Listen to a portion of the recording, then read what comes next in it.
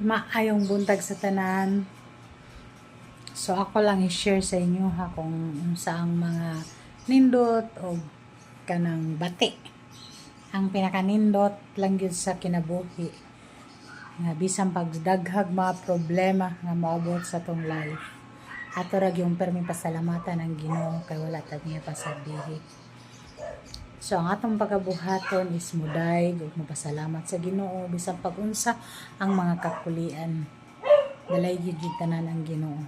So kung na may mga bati nga mga butang nga niabot sa tong kinabuhi, dili ta angay mag-uol kay ang Ginoo nagauban nato kanunay sa atong kinabuhi. Salamat sa inyohang suporta ug salamat sa tanang higayon nga anaa mo nagtan-aw sa ako ang vlog sa Mami Vlog. Salamat mga pangga, mga kahigalaan ko.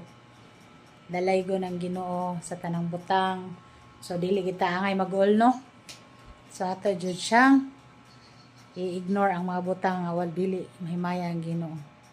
Salamat and God bless you.